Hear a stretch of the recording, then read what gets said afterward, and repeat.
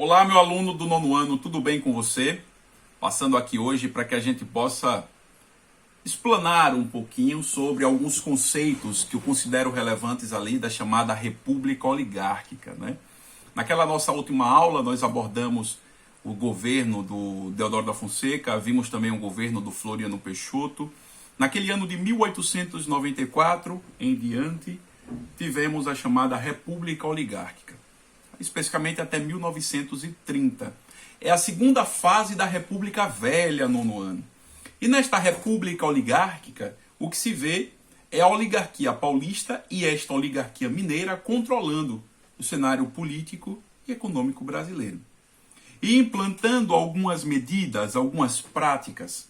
E que práticas seriam essas? Vamos lá. Eu pedi que você fizesse uma pesquisa sobre a política dos governadores, o coronelismo, a política de favores, o voto de cabresto, não foi? Pedi que fizesse uma pesquisa sobre a política de socialização das perdas, sobre o convênio Taubaté. Então, estes são alguns elementos políticos e econômicos importantes desse período histórico brasileiro. Vamos começar com a política do café com leite, tá? Então, a política do café com leite consistia no revezamento de políticos de São Paulo e de Minas Gerais na presidência da República. É importante que você entenda que não importava ser natural de São Paulo, não importava ser natural de Minas Gerais, o que importava era a filiação partidária. Era ser filiado ao PRP, ao Partido Republicano Paulista. Era ser filiado ao PRM, ao Partido Republicano Mineiro. Entenda que, ora o presidente do Brasil era do PRP, passados 4 anos, o próximo presidente seria do PRM. Então, esta era a política do café com leite. Camilo, por que esse nome, política do café com leite? Porque São Paulo era o maior produtor de café e Minas Gerais era o maior produtor de leite. Como eles controlavam a política brasileira, esse sistema político, esse esquema político ficou conhecido como café com leite, ok? Política dos governadores. Galerinha, em que consistia? Consistia num apoio financeiro, num aporte financeiro àqueles estados em que os seus governadores apoiassem os deputados e senadores aliados do presidente da República. Através da política dos governadores, o presidente Campos Salles queria evitar que a oposição chegasse no Congresso Nacional. Pensa aqui comigo, tem como o presidente governar sem a maioria no Congresso? Difícil, não é? Tem como o governador de estado governar sem a maioria na Assembleia Legislativa? Difícil. Tem como o prefeito governar sem a maioria na Câmara de Vereadores? Difícil, não é? Então Campos Salles, sabendo disso, vai fazer o quê? Olha, vamos fazer aqui um esquema para permitir que apenas os nossos aliados cheguem no Congresso Nacional. E ali o que é que ele vai fazer? Ele vai dizer, governador amigão, o negócio é o seguinte, apoie os meus candidatos a deputado e ao Senado, em contrapartida eu mando mais dinheiro para o seu estado. Aí o governador diz, opa! Mas para que esse governador fizesse daquele sujeito senador e fizesse daquele deputado, daquele indivíduo deputado, não é? Ele precisava do apoio de quem? Ele precisava do apoio dos coronéis, galera. Porque eram esses coronéis que controlavam aqueles eleitores. E controlavam através de quê? Do voto de cabresto e da política de favores. Mas essa é uma outra questão. Mas entenda que faz parte desta política dos governadores, não é? Então, qual era a ideia da política dos governadores? Evitar que a oposição chegasse no Congresso. E se mesmo assim um indivíduo da oposição fosse o mais bem votado para o Senado? Não quer dizer que ele seria diplomado. Por quê? Porque havia um órgão constituído por 7 pessoas, veja só a malandragem, nomeadas pelo próprio presidente, e estas pessoas decidiam aqueles que seriam diplomados ou degolados. Diplomado é seu ato de tornar-se senador, de tornar-se deputado. E degolado aí é a degola política, não é arrancar a cabeça da pessoa não, viu? É impedi-lo de ser diplomado. Né? Então, se João foi o mais bem votado para o Senado, João era analisado pela Comissão de Verificação dos Poderes. No final das contas, quem decidia era o presidente.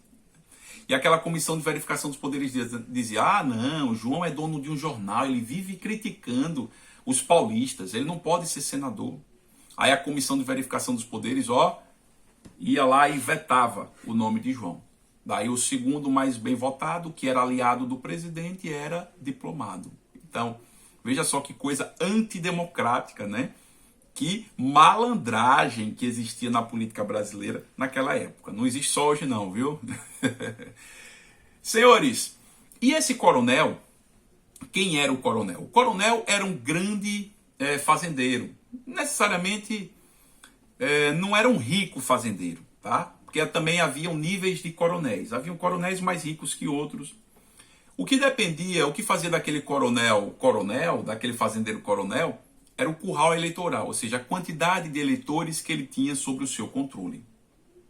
Né? Então, este coronel, ele controlava aquele eleitorado e fazia isso através do voto de cabresto e da política de favores. O que era o voto de cabresto? Naquela época, o voto não é como é hoje. Tá? Você já foi, né, para uma sessão eleitoral, você sabe que é digitado um número ali, né? Correspondente a um candidato, e ninguém precisa saber em quem aquela pessoa votou, só se aquela pessoa quiser dizer. O voto hoje ele é secreto, mas como era o voto naquela época, aberto, a descoberto, o cara chegava lá no local da votação e informava oralmente, como eu estou falando aqui com você, oralmente ao mesário, olha, meu voto é de fulano de tal. Todos aqueles presentes sabiam em quem aquele votou. O coronel tinha dito, José, você vai votar em João. Aí José foi e votou em Luiz. O coronel logo ficaria sabendo. Olha, ele não votou no meu candidato. E o que aconteceria com aquele sujeito? Seria punido das mais variadas formas. Perderia o emprego, seria transferido. Tomava uma sova, né, em alguns casos, certo? E o outro elemento que permitia ao coronel controlar aquele eleitor era a política de favores. É o toma lá da cá que até hoje existe. Com certeza você já ouviu falar em pessoas vendendo voto, não é? Por R$100, por R$50. Então o coronel chegava e dizia, se você votar no meu candidato, eu vou lhe dar ali latas de tinta para você terminar a pintura da sua casa. Eu vou lhe dar 5 sacos de arroz, e por aí vai. Né? Então era o toma lá da cá. Através desses dois mecanismos, o coronel, aquele grande fazendeiro, aquele chefe político local, controlava aqueles eleitores. Tá ok? Então temos aí a política do café com leite, a política dos governadores, o coronelismo, né? Então, naquela época, galera, toda a política econômica, ela era construída, ela era feita para beneficiar aqueles cafeicultores. Toda vez que o preço do café despencava no mercado internacional, o que o governo brasileiro fazia? O governo brasileiro reduzia o valor da moeda brasileira. Para beneficiar quem? Os cafeicultores, que exportavam em libra, a moeda da época. Então, aqueles que exportam, eles vendem hoje em dólar. Né? Eles obtêm dólar. E quando converte o dólar na moeda brasileira, a partir da prática daquela época, eles ganhavam ali poder de compra.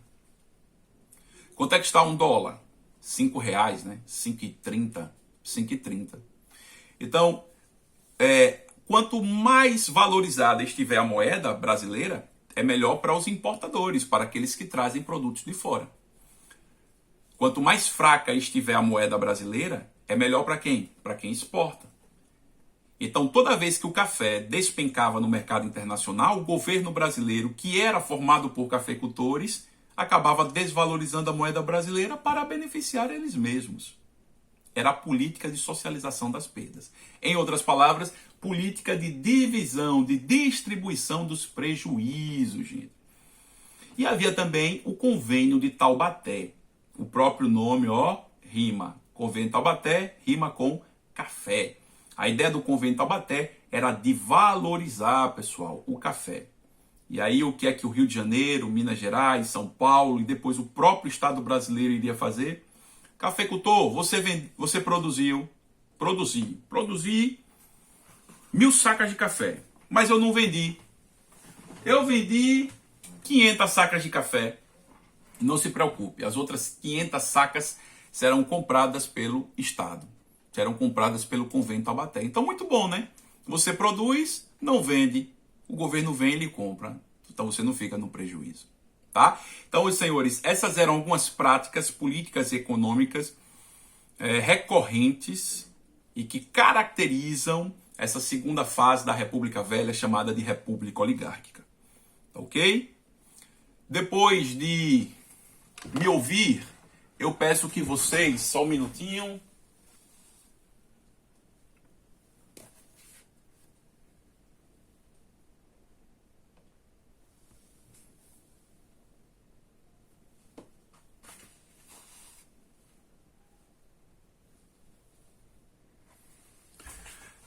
Eu não encontrei o livro de vocês, mas eu vou colocar, tá certo? Eu vou escrever.